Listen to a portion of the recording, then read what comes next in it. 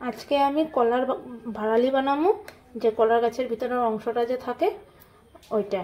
তো প্রথমে আমরা এরকম করে কুচি কুচি করে কলার ভাড়ালিটারে কাটতে নিয়েছি। তারপরে কাঁঠালের বিচিগুলো কাটতে নিয়েছি।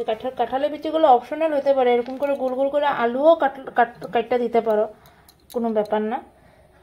তো এখন আমরা এটারে সিদ্ধ বসাবো। তো আমাদের ভাষায় কলা গাছের ভিতরের অংশটারে কয় ভাড়ালি বা কেউ কেউ কয় ভূগোল। এখন আপনাদের ভাষায় কি কি কয় সেটা আমাদেরকে কমেন্ট করে জানাবে। তো এখন এটা আমরা সিদ্ধ বসাবো। 10-15 মিনিট ভালোভাবে এগুলারে সিদ্ধ করে নেব, কারণ কাঁঠালের বিচি সিদ্ধ হইতে একটু টাইম লাগে, আর ভাড়ালি তো পট করে সিদ্ধ হয়ে যাবে, যেহেতু কুচি কুচি করে কাটছি।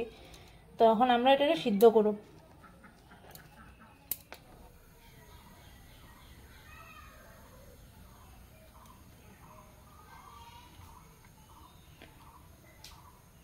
কলার ভাড়ালি সিদ্ধ বসাই দিছি, এখন হলুদ দিব সিদ্ধর মধ্যে, যাতে কালারটা সুন্দর আসে।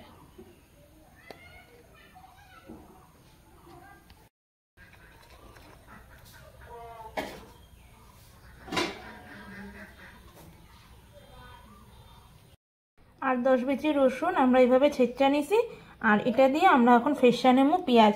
এটা পেস্ট করলে বেশি ভালো লাগবে না এই তরকারির মধ্যে।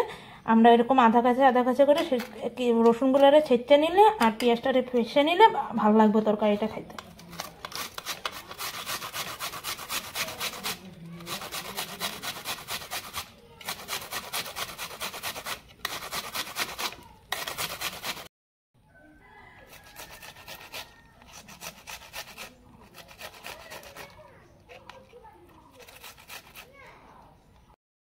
কড়াই গরম হয়ে গেছে, এখন তেল দেব।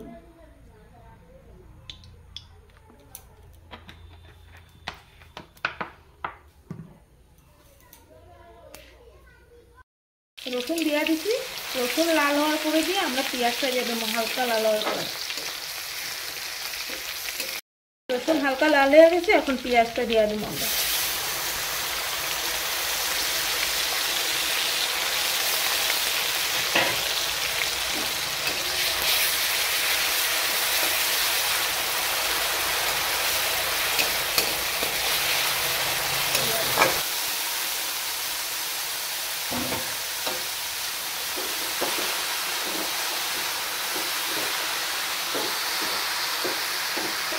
হলুদ, লবণ, কাঁচামরিচ, মরিচের গুঁড়া এখন দিয়া দেবো।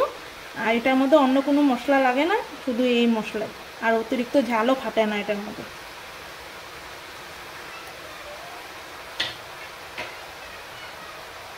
এখন নাড়াচাড়া করে দেব।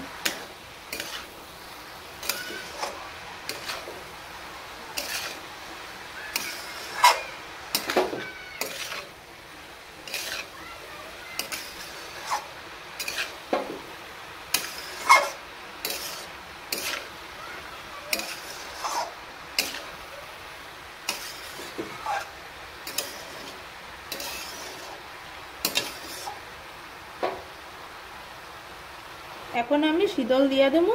শীতল আগের থেকে আমি ধুইয়া রাখছি, তো শীতল দিয়া দিতেছি এরকম করে একটা একটা করে উপরে দিয়া দেব।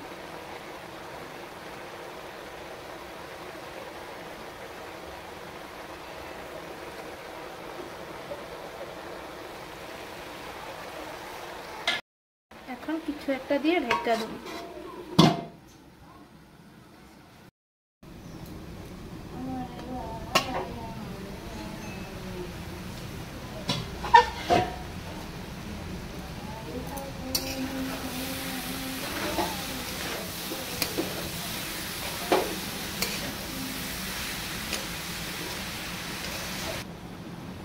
কলার ভাড়ালিটারে ভালোভাবে ভাজা নিতে হয়।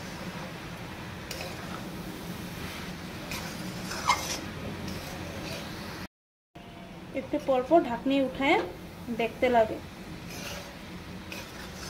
নাহলে নিচের দিকে লাগিয়ে যেতে পারে।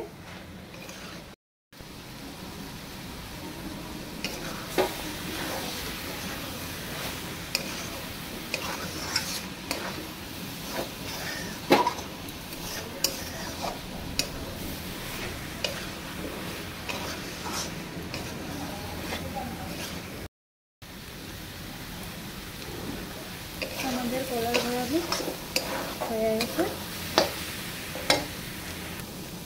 যারা আমাদের ইউটিউব চ্যানেল থেকে দেখতে আসো তারা লাইক শেয়ার সাবস্ক্রাইব করে দিবা, যারা ফেসবুক থেকে দেখতে আসো তারা ফলো করে দিবা, যাতে আমরা আরও নতুন নতুন ভিডিও দিতে পারি। আর আমাদের ইউটিউব বা ফেসবুক চ্যানেলের মধ্যে রিচটা খুব বেশি কম, তো রিকোয়েস্ট করতে আসি যে সবাই যেন শেয়ার করো, আমাদেরকে সাপোর্ট করো, যাতে আমরা আরও উৎসাহ পাই, আরও নতুন নতুন ভিডিও ছাড়তে পারি, যাতে আমাদের